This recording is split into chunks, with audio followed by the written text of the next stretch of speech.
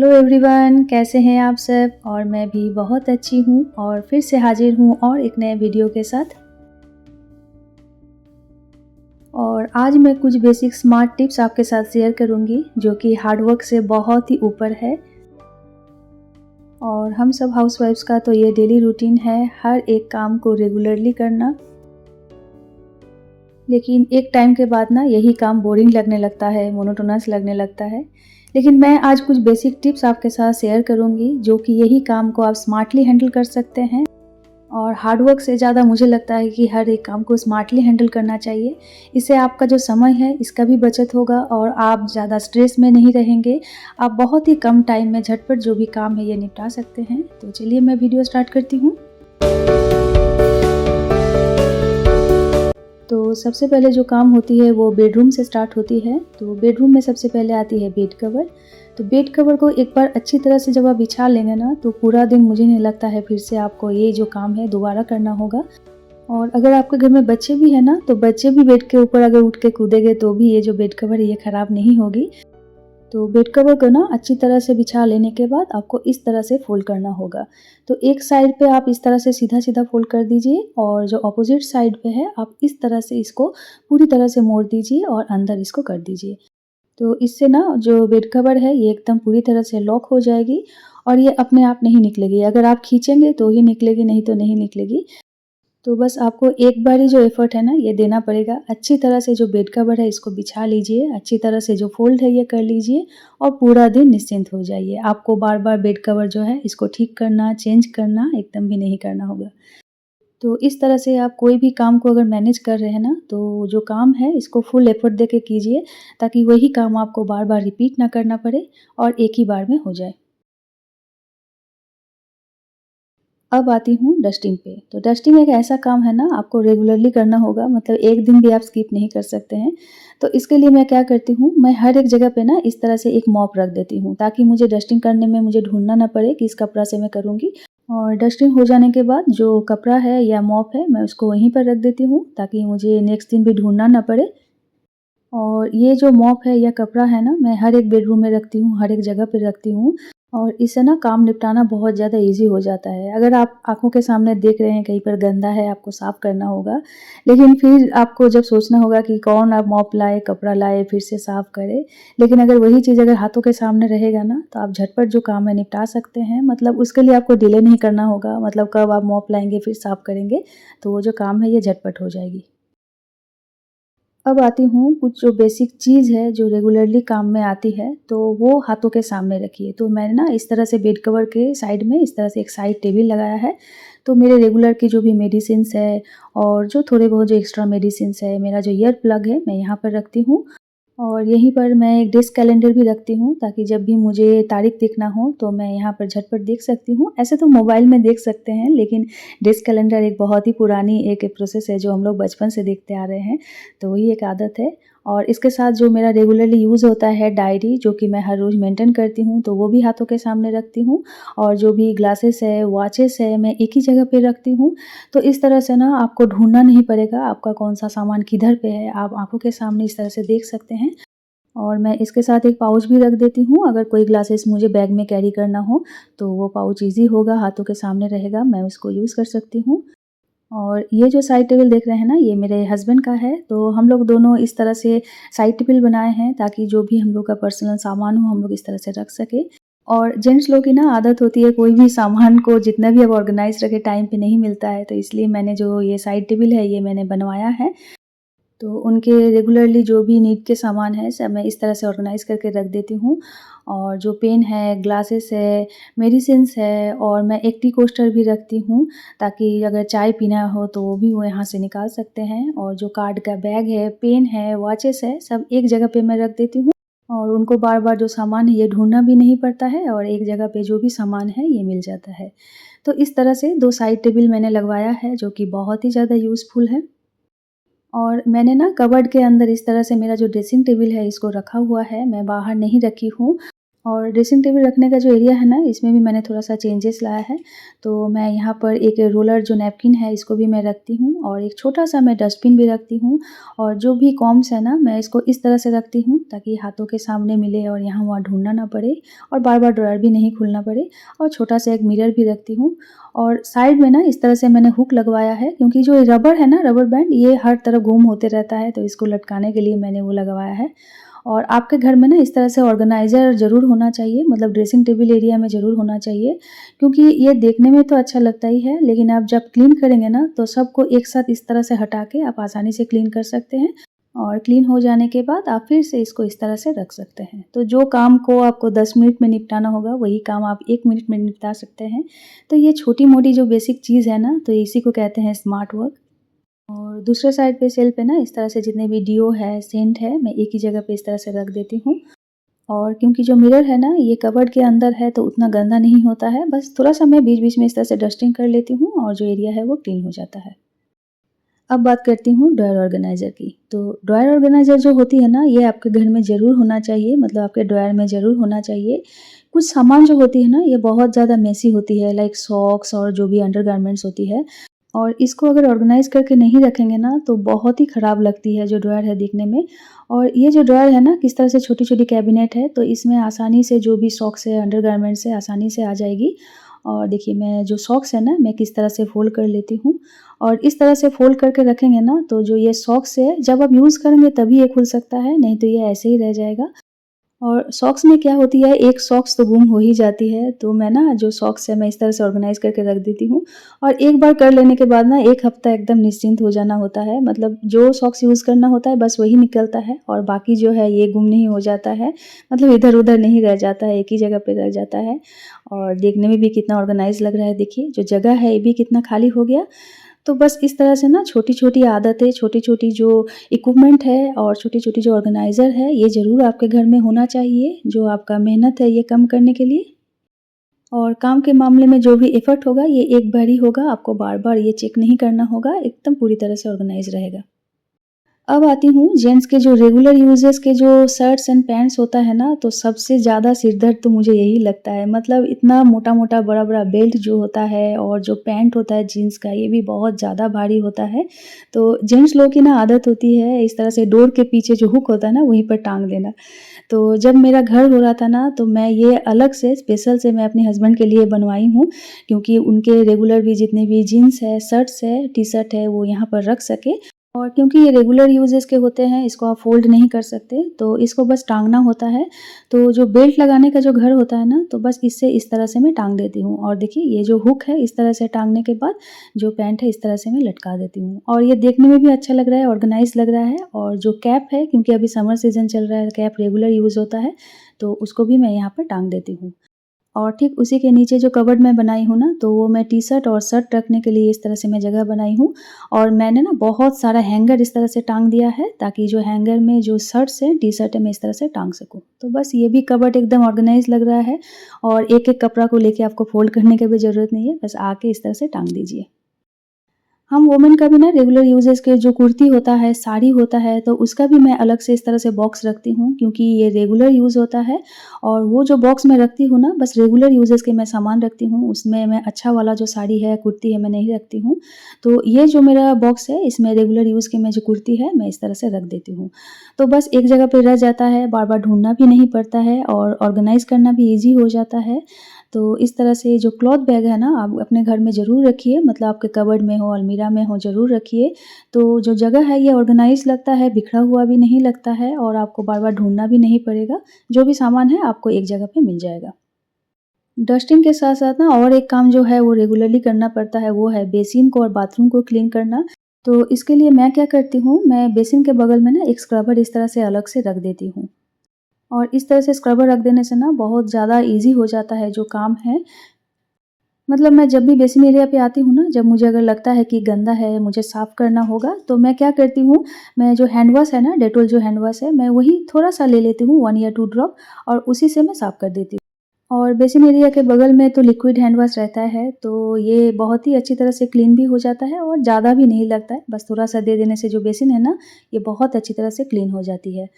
और मैं ना आपको बोलूँगी डीप क्लीन से आप बचिए। अगर डीप क्लीन से बचना चाहते हैं ना, तो रेगुलरली जो छोटी-छोटी आदतें हैं ना, ये आप पाल के रखिए, तो आपको बहुत सारा काम एक साथ करना नहीं होगा। लाइक ये बेसिन एरिया जो मैं क्लीन करने की बात कर रही हूँ, तो आप ऐसे ही ब्रश करने आएँगे या फेस वॉश करने आएँगे, तो जो काम है एक साथ मल्टीपल हो जाएगा, मतलब आपके फेस वॉश के साथ-साथ बेसिन भी क्लीन हो जाएगा। तो इस तरह से ना आप मल्टीपल टास्क कीजिए। एक टाइम पे 2 काम निपटाइए, तो इस तरह से जो भी आपके टाइम है इसका भी तो बचत होगा ही और आपका जो घर है ये भी नीट एंड क्लीन रहेगा और इसके लिए आपको अलग से एफर्ट लगाना नहीं पड़ेगा। तो देखिए ये जो बेसिन है कितनी अच्छी तरह से क्लीन हो गई है, क्योंकि मैं ये रेगुलर फ़ॉलो करती हूँ और ये जो स्क्रबर है इसको मैं अच्छी तरह से वॉश करके मैं एक छोटी-सी कंटेनर पे मैं यहीं पर रख देती हूँ, ताकि नेक्स्ट दिन जब मैं क्लीन करूँ तो मुझे ये ढूँढना ना पड़े और जो काम है ये ईज़ी लगे और मैं झटपट जो काम है ये निपटा सकूँ। इस तरह से बाथरूम के बेसिन को भी मैं हैंडल करती हूँ। मैं अलग से एक स्क्रबर रखने का जगह मैं बनाई हूँ और स्क्रबर के साथ-साथ रेगुलर यूज़र के जो सामान है ना, ख़ासकर जेंट्स के शेविंग जो किट है, तो इसको भी मैं यहीं पर रखी हूँ, क्योंकि शेविंग किट यूज़ करने के बाद थोड़ा-सा पानी-पानी हो जाता है ना और अंदर अगर रखेंगे तो वो जो पानी है इसमें स्टेन आ जाता है, तो इसलिए मैं ये सब सामान ना फेस वॉश हो या जो भी शेविंग किट हो, मैं इस तरह से बाहर रखती हूँ। और इस तरह से एक प्लास्टिक के ट्रे में रखती हूँ, ताकि अगर पानी हो भी जाए तो जो ट्रे है ये ख़राब नहीं हो जाए और जो बेसिन एरिया है ये भी एकदम ड्राई रहेगा, क्लीन रहेगा। तो इस तरह से छोटी-मोटी ऑर्गेनाइज़र आप ज़रूर रखिए। तो सुबह-सुबह जो रेगुलरली काम होती है, जो बेसिक काम होती है उसको मैंने निपटा लिया है और करीबन 1 घंटा लगा मुझे ये सब काम निपटाने में। अब मैं थोड़ा-सा थक गई हूँ तो मैं पानी पीऊँगी, क्योंकि अभी समर सीज़न चल रहा है, बहुत ज़्यादा हीट है वैंकूवर में। और इस तरह से ना समर सीज़न में हम लोग मिट्टी का मटका लेके आते हैं और इसमें ना पानी बहुत ज़्यादा ठंडा लगता है। मतलब फ्रिज का पानी से तो मुझे मटके का पानी बहुत ज़्यादा अच्छा लगता है, एकदम ठंडी-ठंडी। और समर सीज़न में इतना ज़्यादा पानी का प्यास लगता है ना, क्योंकि मटके का पानी अगर भरती हूँ तो तुरंत वो खाली हो जाता है। तो इसलिए मुझे बार-बार वो रिफ़िल करना पड़ता है। तो पहले जो मटका है इसको मैं भर लेती हूँ और जो पानी है ना ये एकदम चिल्ड रहेगी और पीने में बहुत अच्छा लगता है। और इस तरह से एक ग्लास भी रख देती हूँ, ताकि आसानी से जो पानी है ये पी पाए। और थोड़ा-सा पानी गिर गया है तो मैं इसको मॉप कर लेती हूँ।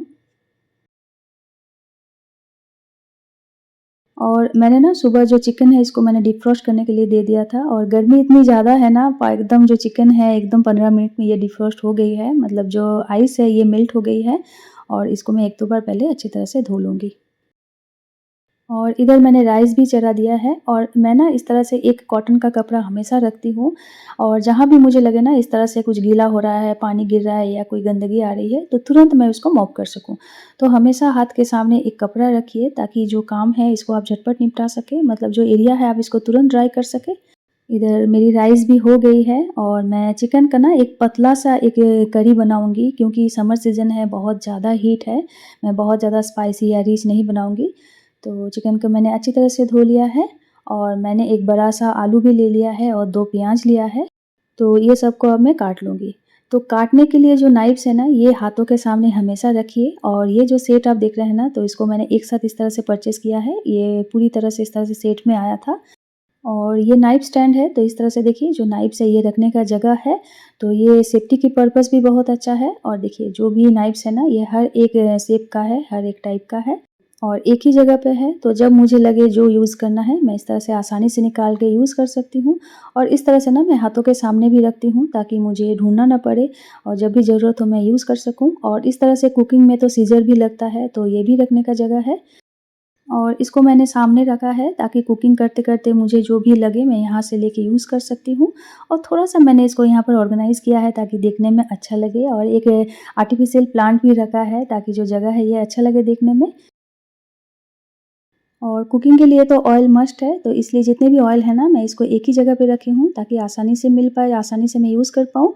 और कुकिंग के लिए जो भी स्पैचुलास मैं रेगुलरली यूज़ करती हूँ ना, तो उसको मैं यहाँ-वहाँ नहीं रख के मैं एक ही जगह पे जितने भी चीज़ है ना मैं इसको यहाँ पे रख दी हूँ। चाहे वो स्पैचुला हो या लाइटर हो या चम्मच हो या रोटी बेलना का जो बेलन है ये हो, तो सबको मैंने एक जगह पे रख दिया है। और जो व्हाइट कलर का जो बॉक्स देख रहे हैं ना, तो ये एक प्लांटर है, तो ये देखने में भी अच्छा लग रहा था, इसलिए मैंने इसको यहाँ पर रख दिया है और एक ही जगह पे है, तो मुझे बार-बार ढूँढना भी नहीं पड़ेगा और बार-बार आपको ड्रॉयर भी नहीं खोलना पड़ेगा एक ही सामान को निकालने के लिए। और हाथ के जो स्टेन है ना ये भी आ जाती है ड्रॉयर खोलते बंद करते, तो ये भी नहीं होगी, तो इसलिए मैंने सबको एक जगह पे ऑर्गेनाइज़ कर लिया है। अब मैं चिकन के लिए आलू और प्याज़ को पील कर लेती हूँ।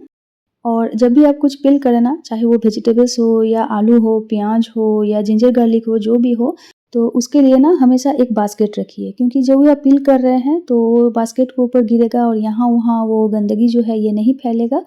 और अगर आपके पास बास्केट नहीं है तो आप पेपर भी यूज़ कर सकते हैं। तो इससे भी जो पेपर है ना, सबको एक साथ लेके आप डस्टबिन में थ्रो कर सकते हैं।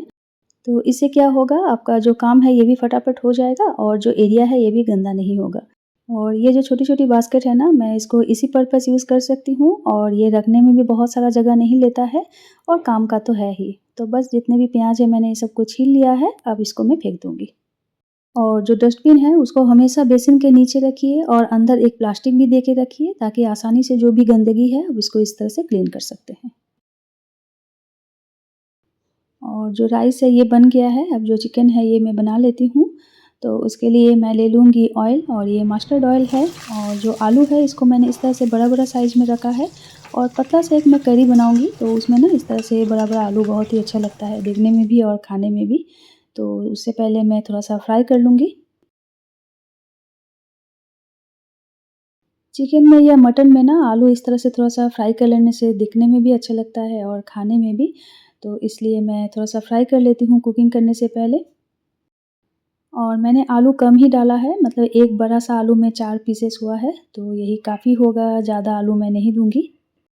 अब इसमें रंग आ गया है, अब मैं एक-एक करके इस तरह से निकाल लेती हूँ। और चिकन में मैंने ऑयल भी बहुत कम दिया है, ताकि जो करी है ये ज़्यादा स्पाइसी ना हो जाए। अब वही तेल में मैं कुछ खड़े गरम मसाले भी दे दूँगी। और हमेशा जो जार खरीदें ना, तो वो हमेशा कोशिश करें ग्लास जार खरीदना। अगर आप ग्लास जार ठीक-ठाक मेंटेन नहीं कर पाएँ, तो आप प्लास्टिक जार भी ले सकते हैं। मतलब बात ये है कि आप जो भी लें ये ट्रांसपेरेंट हो, ताकि जो भी मसाले हैं ये अच्छी तरह से दिख पाए। क्योंकि ना कुकिंग करते-करते कभी-कभी हम लोग भूल जाते हैं कि इस डब्बे में हम लोग कौन मसाले रखे हैं। लेकिन अगर वही जार अगर ट्रांसपेरेंट होगा तो आसानी से वो विज़िबल होगा, आपको ढूँढना नहीं पड़ेगा और झटपट आप काम निपटा सकते हैं। तो जो प्याज़ है ये भी फ्राई होना स्टार्ट हो गई है, मतलब रंग पकड़ना स्टार्ट हो गई है। अब मैं फ्रिज से जिंजर गार्लिक पेस्ट और चिली पेस्ट लेके आती हूँ। और हमेशा ना इस तरह से डोर में एक नैपकिन टांग के रखिए, क्योंकि हम लोग कुकिंग करते-करते बार-बार हम लोग का जो फ्रिज का डोर है ये क्लोज़ ओपन करते रहते हैं, और हाथ में जो स्टेन रहता है ना ये आ जाती है फ्रिज के डोर में, और इसको फिर से आपको अलग से साफ़ करना होता है। जो एरिया है ये एकदम पूरी तरह से स्टेन से भर जाता है, और हाथ भी गीला रहता है तो उसका भी स्टेन आ जाता है डोर पे। और अगर इस तरह से नैपकिन टांग के रखेंगे तो आप निश्चिंत होकर जो डोर है इसको खोल सकते हैं, मतलब अगर गीला हाथ भी हो तो आपको स्टेन लगने का कोई डर नहीं है। और मैं फ्रिज से जिंजर गार्लिक पेस्ट और चिली पेस्ट लेके आ गई हूँ, और हमेशा ना ये सब बेसिक जो मसाले हैं ये हमेशा रेडी रखिए। और जब भी आप कुकिंग करें तो आपको हेडेक नहीं होगा कि मसाले रेडी करना होगा, तो इसमें भी बहुत सारा टाइम लग जाता है। क्योंकि लहसुन को एक-एक करके छीलना और अदरक को भी छीलना, पीसना, इसमें बहुत सारा टाइम लग जाता है। लेकिन यही मसाले अगर रेडी रहे तो आप झटपट जो कुकिंग है ये कर सकते हैं। और हमेशा ना हाथों के सामने टिश्यू पेपर रखिए, और नहीं तो इस तरह से जो रोल टिश्यू पेपर होता है ये भी आप रख सकते हैं। क्योंकि कुकिंग करते-करते ना तेल छिटक के इस तरह से आ जाती है, और वही अगर कॉटन कपड़ा से इस तरह से पोंछेंगे ना, तो जो तेल का जो स्टेन है ये आ जाती है कॉटन कपड़ा में, और इसको फिर से आपको अलग से साफ़ करना होगा, अलग से धोना होगा, मतलब जो स्टेन है इसको निकालना होगा। लेकिन अगर कॉटन कपड़ा के बदले इस तरह से टिश्यू पेपर यूज़ करेंगे ना, तो जो ऑयल है ये पूरी तरह से क्लीन तो होगा ही, और इसको अलग से आपको ये झंझट नहीं रहेगा कि आपको क्लीन करना होगा। बस आप इस तरह से यूज़ कर लीजिए और डस्टबिन में थ्रो कर दीजिए। जो काम है ये आपका कम हो जाएगा। और मैंने ना बेसिन एरिया के नीचे इस तरह से एक छोटा-सा एरिया में इस तरह से ऑर्गेनाइज़ किया है, मतलब रेगुलर जो क्लीनिंग के पर्पज़ जो सामान यूज़ होता है ये सब। और मैं इस तरह से छोटा-सा डब्बा में वॉशिंग पाउडर भी रखती हूँ, ताकि जो भी कॉटन का जो कपड़ा है ये मैं भिगो के इस तरह से मैं रख पाऊँ, और हाथों के सामने रहेगा तो ईज़ी रहेगा काम करने में। और यहाँ पर मैं एक पत्थर भी रखती हूँ, क्योंकि अगर नारियल फोड़ना हो या ऐसा कुछ फोड़ना हो तो आसानी से मुझे मिल पाए, उसको भी मुझे ढूँढना ना पड़े। और इस तरह से मैंने एक रैक लिया है, ताकि जो भी सामान है मैं एक ही जगह पे रख पाऊँ और एक ही जगह पे सब मिल जाए। और प्याज को लाल-लाल फ्राई कर लेने के बाद जो चिकन है इसको भी मैंने दे दिया था, और इसको भी मैंने थोड़ा-सा फ्राई कर लिया है। अब मैं इसमें मिलाऊँगी अदरक लहसुन का पेस्ट, और इसके साथ मैं ऐड करूँगी चिली पेस्ट, और इसमें मैं अब कुछ ऐड करूँगी मसाले।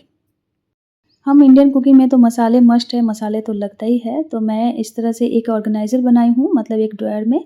और ये ड्रायर मैं सिर्फ मसाले के पर्पस में बनाई हूँ ताकि जो भी मसाले हैं मुझे एक ही जगह पे मिल जाए। और मैं कुछ खाली बॉटल्स भी रखी हूँ, अगर कुछ एक्स्ट्रा अगर कुछ मसाला भरना हो तो मैं इसमें भर पाऊँ। तो चलिए मैं यहाँ से क्यूमिन पाउडर और जो कश्मीरी पाउडर है ये मैं निकाल लेती हूँ और 1 चम्मच करके मैं इस तरह से ऊपर से दे देती हूँ। तो इसको भी मैं अच्छी तरह से फ्राई कर लूँगी ताकि जो रंग है ये अच्छी तरह से आ जाए। अब इसमें मैं मिलाऊँगी 1 चम्मच हल्दी पाउडर और 2 चम्मच मैं दे दूँगी नमक और फिर से और एक बार मैं फ्राई कर लूँगी। अब मैं इसके अंदर 2 चम्मच केचअप ऐड कर दूँगी और अगर नहीं है तो आप इस तरह से टमाटर भी ऐड कर सकते हैं। लेकिन इस तरह से अगर केचअप दे देंगे ना, तो जो करी है, जो ग्रेवी है, इसका थिकनेस अलग से होगा, बहुत ही अच्छा लगता है खाने में। और ऊपर से मैं थोड़ा-सा कसूरी मेथी स्प्रिंकल कर दूँगी ताकि जो एरोमा है ये थोड़ा-सा उभर के आए, क्योंकि एक पतला-सा झोल होगा तो इसमें जो कसूरी मेथी का जो एसेंस रहेगा ना, ये बहुत अच्छा लगता है खाने में। और कोरिएंडर लीव्स तो अभी समर सीज़न में उतना नहीं मिलता है, अवेलेबल नहीं है, तो मैं ज़्यादातर जो कुकिंग है ना, तो इसमें मैं कसूरी मेथी ही ऐड करती हूँ। और इसका जो रंग है ये बहुत ही अच्छी तरह से आ गया है। अब मैं इसमें ऐड करूँगी पानी और पानी मैं थोड़ा-सा ज़्यादा ही दूँगी क्योंकि पतला-सा झोल बनाऊँगी इसलिए। तो इस तरह से मैंने दे दिया है पानी, करीबन 2 कप, बड़ा कप में 2 कप मैंने दे दिया है और इसको अच्छी तरह से पहले मिक्स कर लूँगी। अब जो फ्राई किया हुआ आलू है इसको मैं एक-एक करके इस तरह से मैं दे देती हूँ और इसको एकदम पूरी तरह से मैं डुबो नहीं दूँगी, मैं ऊपर ही रखूँगी।